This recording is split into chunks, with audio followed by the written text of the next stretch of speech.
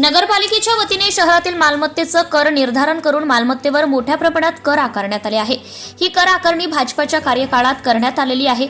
या कर निर्धारणाच्या नोटिसेस मात्र दडवून ठेवण्यात आल्या होत्या। शिवसेनेच्या वतीने ह्या नोटिसेस त्वरित वितरित करण्यात याव्यात म्हणून निवेदन मुख्याधिकारी नगरपालिका आकोट यांना देण्यात आले होते।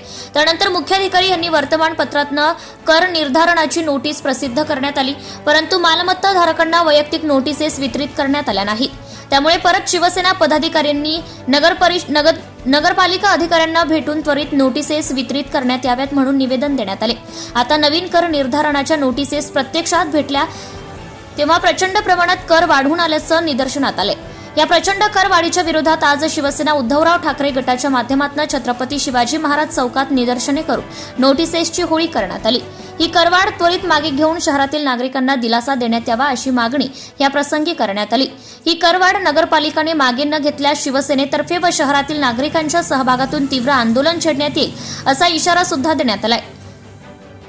या आंदोलनामध्ये शिवसेना उपजिल्हा प्रमुख दिलीप बोचे, शहर प्रमुख ॲडव्होकेट मनोज खंडारे, अमोल पालेकर, डॉक्टर गजानन महल्ले, शहर संघटक सुनील रंदे, विजय ढेपे, बंडू बोरोकर, संजय भट्टी, प्रथमेश बोरोडे, मनोज मुगरे, प्रणव चोरे, गजानन सोनेकर, आकाश बरेठिया, प्राध्यापक अनंत सपकाळ, बबलू बरेठिया, गजानन कांगळे, रवी तायडे, भुरुबाई, रोहित बरेठिया, अमोल चिंचोळकर, शरद दसोडे, कार्तिक सुरतने, आदित्य लाहोरे, अनिकेत सुरतने आदींसह प्रामुख्याने पदाधिकाऱ्यांसह अनेक उपस्थित होते।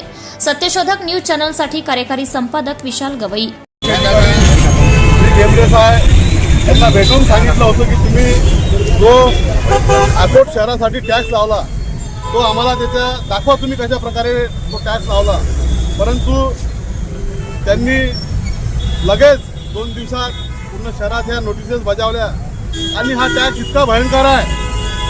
हा टॅक्स ज्या माणसाला अगोदर 100 रुपये टॅक्स येत होता त्याला 2000 आला, ज्याला 300 रुपये येत होता त्याला 3000 आला, ज्याला 3000 येत होता त्याला कमीत कमी 40,000, 50,000, 25,000 असा टॅक्स आला। आमचं म्हणणं आहे ठीक आहे, टॅक्स नगरपालिकेचा उत्पन्न वाढणं आवश्यक आहे, परंतु त्याची टक्केवारी असते। ज्या प्रमाणात हा गब्बर टॅक्स लावला नगर परिषदने, आज आम्ही इथं तमाम शिवसैनिकाच्या वतीनं या टॅक्सच्या नोटिसांची इथं होळी केली। हा आमचा एक सूचक इशारा आहे, प्रशासनाला हा सूचक इशारा आहे। जर यांनी त्वरित हा टॅक्स रद्द करून जो वाजवी टॅक्स आहे तो यांनी लोकांना लावावा। आज आम्ही आकोट येथे यांच्या नोटिसांची होळी केली। जर का 8 दिवसात हा टॅक्स मागे ना घेतला तर याच्यानंतर आमची भूमिका भगतसिंग सारखी राहणार आहे। आम्ही आज जरी इथं फक्त टॅक्सची होळी केली, उद्या नगरपालिकेची सुद्धा होळी करायला मागे पुढे नऊ। जय हिंद, जय Maharashtra. Subscribe now and press the bell icon. Never miss an update.